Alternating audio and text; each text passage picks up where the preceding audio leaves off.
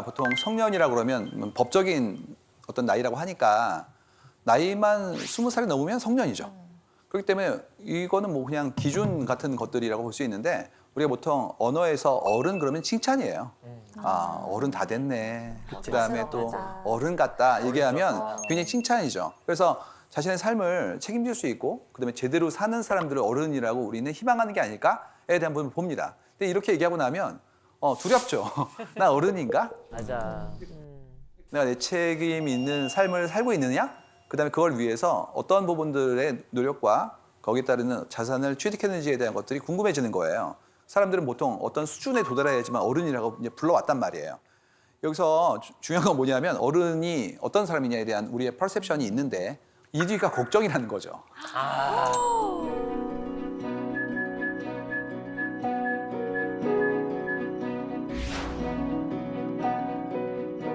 이게 이제 힘든 거예요. 그러니까 그 얘기 많이 들었어요, 옛날에.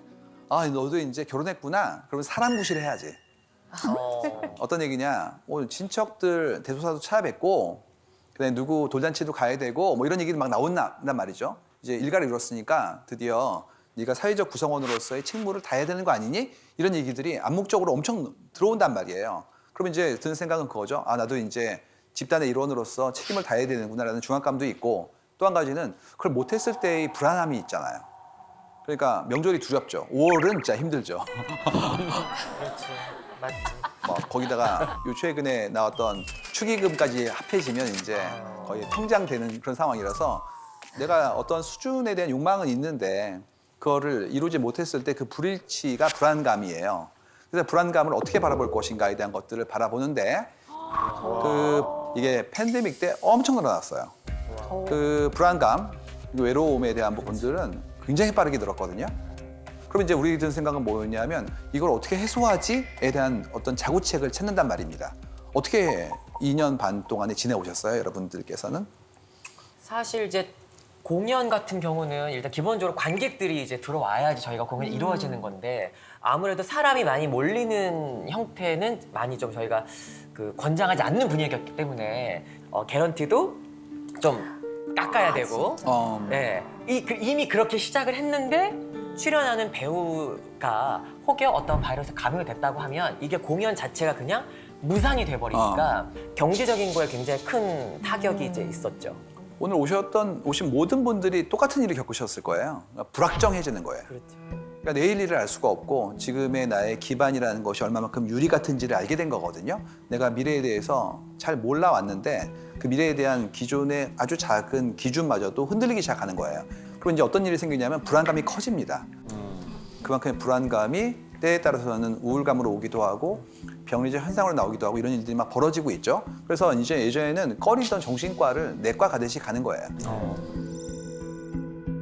그래서 이제 그러한 부분들의 본인의 도움을 적극적으로 청하는 분들이 엄청 늘고 있어요. 그래서 예전 같았으면 뭐 현실이 때문에 정신과에 잘 가지 않아요 이러는 분들이 이제 그렇지가 않고 내가 직접 검색해 봤고요. 의지를 가지고 한번 극복해 보려고 하고요. 추천받았어 이런 식으로 적극적으로 바뀌고 있어요. 굉장히 다행이죠. 그래서 이런 부분들을 선택하는 능동적 키워드에 올라간다는 것은 우리가 그런 어려움을 예전처럼 이렇게 쉬쉬하거나 계속 방치하는 것이 아니라 내가 나름대로의 방법을 넘어선 전문가의 도움으로 이제 해결하고 싶어 한다라는 것을 볼 수 있죠. 그러다 보니까 이제 국민 멘토 오은영 박사님이 굉장히 소중한 분으로 올라오고 있고 심리 상담소 컨셉의 프로그램들이 엄청 인기를 끌고 있죠. 재밌는 건 예전에는요 그런 상담 코너 같은 게 주로 부부 상담이 많았고 그분들이 아침 방송에 나오시면 항상 그늘막 뒤에 있었어요. 그래가지고 얼굴 안 보여주시고 그다음에 목소리 변조하고 이렇게 나오셨는데 이제 그렇지가 않고요. 일반인 분들도 본인 얼굴 다 밝히시고 얘기하시잖아요. 이유가 다 힘들기 때문이에요. 맞아. 나도 힘들고 당신도 힘들고 우리 모두 힘든 겁니다. 그만큼의 어려움을 이제는 사방에 알리고 적극적으로 도움을 받고 있기 때문에 그만큼의 열려진 상황이라는 것이 우리에게 좀 더 나은 위안을 줄 수 있도록 바뀌고 있다는 얘기예요. 제가 얼마 전에 성효섭 씨 케이스를 봤는데 상담 프로그램에서 본인 고민을 얘기하셨더라고요. 네. 용기 있게. 태어나서 처음으로 심리 상담을 오은영 박사님한테 얼마 전에 프로그램 때문에 받았는데요. 동업을 했어요. 이렇게 좀 아닌 게 판명이 됐어요. 제가 떠안아요. 그런 상황에서. 우리 서경석 씨는 에로건트한 거예요. 약간 오만한 거예요. 근데 다 감당을 해야 된다고 생각하는 거죠. 결과적으로는 저는 너무 잘했다. 네, 그래서 오만함을 버리고 이젠 저도 막 의지도 하고요. 예, 안 될 때는 미안한데 나는 안 되겠다.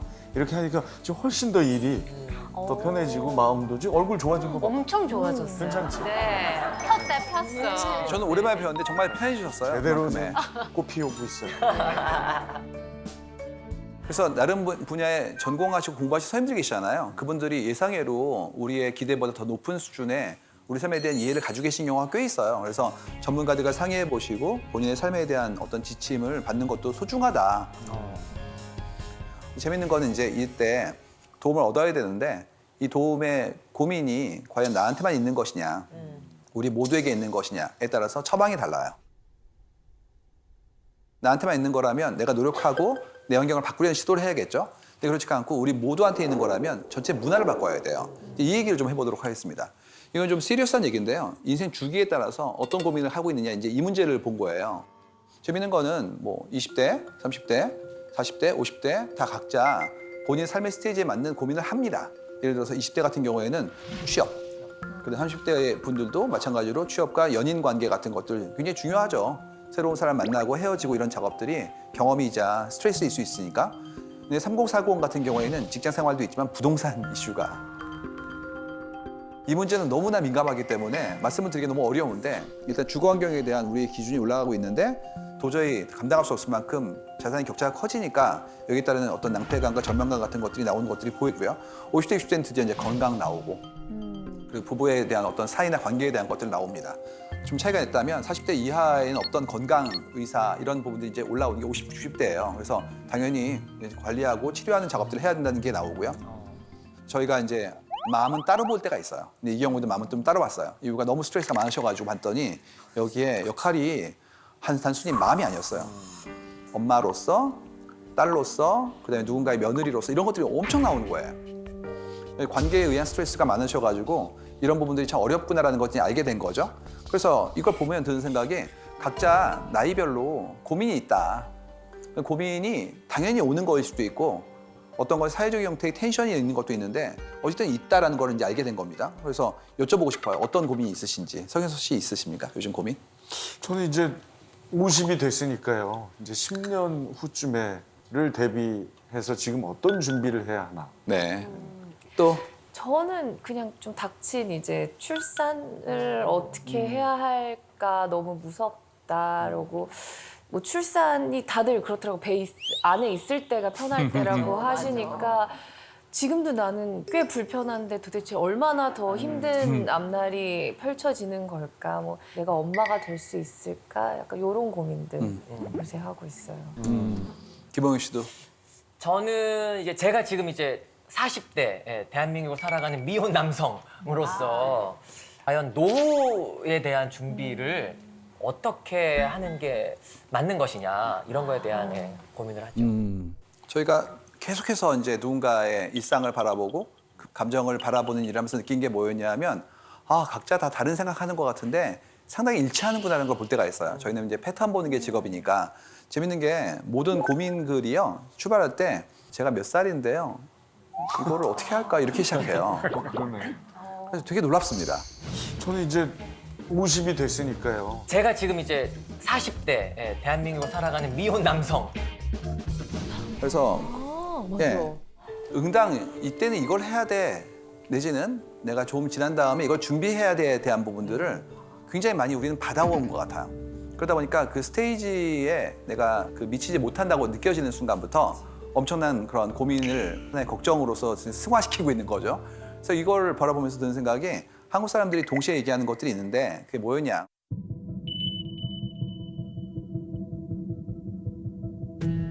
이게 바로 시간, 돈, 나이를 늘 얘기해요.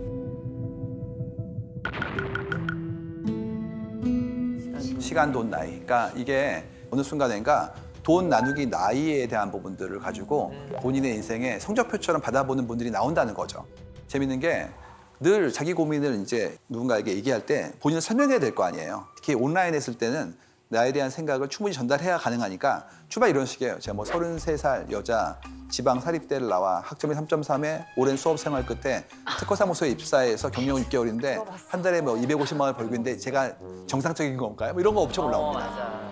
어떻게 본다면 객관적인 지표들이죠. 나이라든지 뭐 경력의 기간이라든지 수입에 과다라는 건 지표이긴 한데 인생에 굉장히 다양한 형태의 어떤 요소들이 있잖아요. 근데 이건 다 제거하고 숫자화 될 수 있는 것만 이렇게 강박처럼 얘기하는 사회가 아닐까에 대한 두려움이 생긴 거예요. 그래서 봤어요. 그랬더니 이런 얘기 나오더라고요. 뭐 23살 생산 직무 스펙 평가해 주세요. 24살 전문대 남자 냉정하게 스펙 평가요. 그래서 본인의 숫자를 다 쓰시거든요. 그다음에 이제 내가 현재 일을 하고 있는데 이거를 제대로 하고 있는 건가요? 다른 형태의 일을 하려면 어떻게 해야 되나 이런 부분들 여쭤본단 말이에요. 그래서 이때 스펙은 나이 대비 성과를 얘기하는 내용인데 원래 스펙이란 말이요. 이 기계장치의 명세를 뜻하는 말이기 때문에 인간한테 쓰면 안 돼요. 근데 우리는 나도 모르게 그 단어를 사람의 가치 기준으로서 쓰이고 있다. 이게 되게 좀 무서운 얘기죠. 왜 그런 거냐? 이게 이제 정해져 있는 자리를 놓고 싸우는 경기랑 비슷한 건데 이런 식이에요. 좋은 조직이 있어요. 훌륭한 조직이에요. 우리는 지금부터 새로이 조인할 분들을 모집해요. 이렇게 얘기합니다. 지원하세요. 누구나. 그럼 어떻게 됩니까? 자리는 10개 있는데 1000분이 오시는 거죠. 기준이 명확해서 저희는 이런 분을 원해요. 이러면 다행인데요. 그렇지가 않고 좋은 분이요. 어떤 일이 벌어지면 이렇게 나오죠. 저는 대학 나왔는데요. 옆에 있는 분은 저는 대학 받고 대학원 더요. 저는 어학연수요, 공모전이요, 봉사활동이요. 이런 식으로 계속 쌓아나가는 거예요. 그러다 보니까 다른 사람보다 무리해야 되는 것이고 무리한 분들이 들어오는 그런 상대 경쟁을 하는 비교평가의 시대에서는 나도 모르게 내가 하는 일들에 대한 성과에 대한 것들을 객관화시켜서 설명하거나 거기에 대해서 평가받는 것들이 익숙해지는 거예요.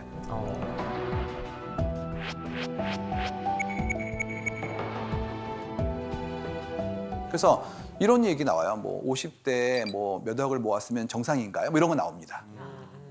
이게 어떻게 본다면은 사회 안전판의 부재라고 볼 수도 있어요. 내가 잘 살아오고, 그러니까 누군가 사회가 나를 놓치지 않고 돌봐준다면 이런 다급함이 없죠. 근데 알아서 해. 노년의 어려움은 네가 챙기는 거야. 그 순간부터 금전에 가치를 부여하는 거예요. 안전판이 되기 때문에. 그러다 보니까 그만큼을 모으지 못한 분들은 조급해지는 것이고 내가 그만큼의 금전을 모으기 위한 노력을 경주해야 되니 그때의 어떤 정해져 있는 스텝들을 제대로 밟고 있는지를 끊임없이 여쭤보는 구조들이 나오기 시작한다는 얘기들입니다. 근데 이게 한 사람의 문제가 아니에요. 우리가 가지고 있는 사회 얼개의 문제인 것이고 그래서 이런 부분들을 어떻게 좀 더 불안감 없이 살게 만들 것인가에 대한 것들을 같이 합의해 나가야 된다 이런 얘기들입니다. 그래서 이때 이제 기본적으로 나오는 것이 내 삶에 대해서 자각하는 거거든요. 난 이렇게 살아왔어. 근데 이게 어떤 기준에 못 미치게 되는 순간부터 나름의 어떤 스트레스를 받기 시작하고 그러면 이제 그때 준거가 될 수 있는 대상자와 기준을 어떻게 설정할 거냐에 따라서 내 기준의 행복감이 달라지는 거예요. 예를 들어서 내 친구가 어떤 굉장히 좋은 집을 샀어. 그러면 이제 그때부터 불안감이 커지는 거예요. 내가 어떤 사람이고 싶어 하는지에 대한 상을 만들지 않고 그 비교가 주관적인 비교가 아닌 객관적인 지표로서의 금전이라면 누구나 불행해지는 거예요. 이유는 내 친구 중에 제일 잘 나간 애랑 비교할 거거든요. 항상 그래요. 저희가 데이터에 엄청 많이 나옵니다. 근데 여기서 이제 어려운 건 뭐냐면 그런 수평 비교를 한 명만 다 한다는 게 문제입니다. 그러니까 철수는 집을 샀고요. 영희는 아이가 좋은 학교에 들어갔죠. 그 다음에 옆에 있는 영철이는 책을 써가지고 유명한 사람이 됐어요. 그러면 어느 순간인가 모두 다 부러운 거예요. 그러다 보면 그걸 전부 다 할 수 있는 사람은 존재하지 않는데 슈퍼셋으로서의 나의 자아를 형성해 놓고 그거에 모자란 부분만큼을 계속해서 자괴감에 들게 빠지는 악순환이 나오는 겁니다. 그렇기 때문에 이런 부분들의 어려움이 결국 어떻게 나오냐. 평균으로 알아요. 평균. 그러니까 이거를 인터넷 사용하는 언어로서는 평타라고 부릅니다.